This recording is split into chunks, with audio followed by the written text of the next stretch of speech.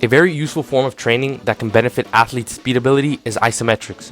When faced with an isometric exercise, athletes may think to themselves, how can holding a position help my sport, which is a dynamic exercise?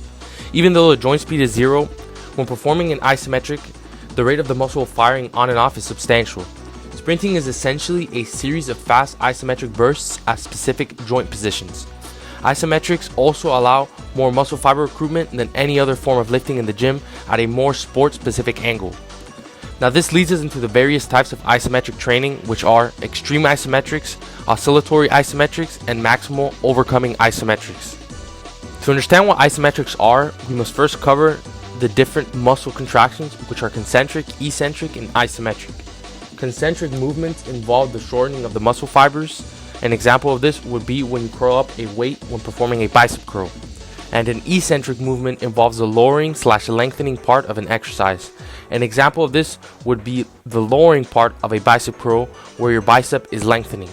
And finally, an isometric movement is where the muscle fiber stays at the same length. An example of this would be trying to push against a cement wall. Even though you are trying as hard as you can, no joint movement is done.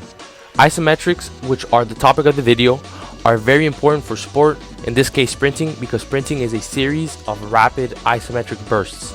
For example, when you are upright sprinting, when your leg lowers and strikes the ground for a very brief moment, the leg rapidly absorbs all the energy that is received from the ground in an explosive isometric fashion. This is more of an isometric movement than it is an eccentric movement, because the body has to produce an explosive burst to rapidly pull on the tendon and absorb the ground. This doesn't mean sprinting is solely an isometric exercise. Simply put, isometrics have a significant role during sprinting. Dr. Keith Barr mentioned in the Just Fly Performance podcast number 156 that in cases where rapid stiffness is required, the muscle and tendons act together as a sheet. This rapid form of isometric action is referred to as a quasi-isometric. A quasi-isometric is basically a dynamic form of isometrics that help improve performance.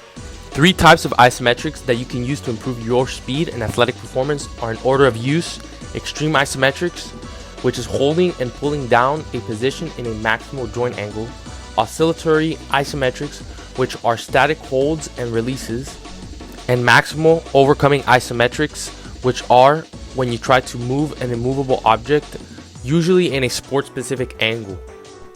Let's start with extreme isometrics. An example of extreme isometrics is holding a position at an extreme joint angle, like holding a lunge up to 5 minutes.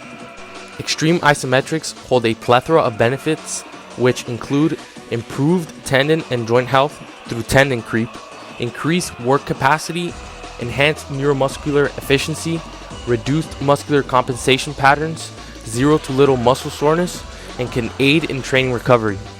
When performing extreme isometrics, it's important to note that they are performed by pulling down as far as possible into the most extreme joint angle while maintaining a good position and not letting your form break down.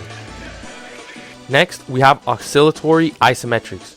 An oscillatory isometric is performed when the athlete tenses up the muscle group responsible for concentric movement in an exercise and then releases it as fast as possible to try and bounce off the bottom of the movement.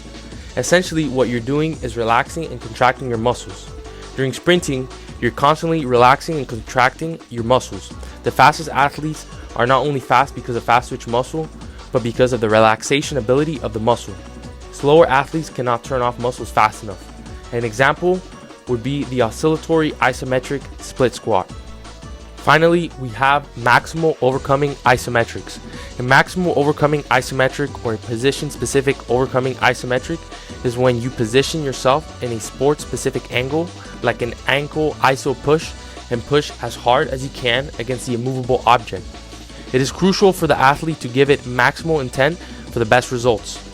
This form of training recruits more muscle fibers and is way more specific than anything else you can do in the gym for speed. It's important to note that you only need to push maximally for about 5 to 10 seconds. According to Bill Hoffman, he wouldn't do more than 10 seconds because it would destroy athletes' nerve force. Several elite coaches have used this in their training and have seen immediate improvements in their athletes' flying 10-meter performances, something that is very hard to accomplish in the weight room.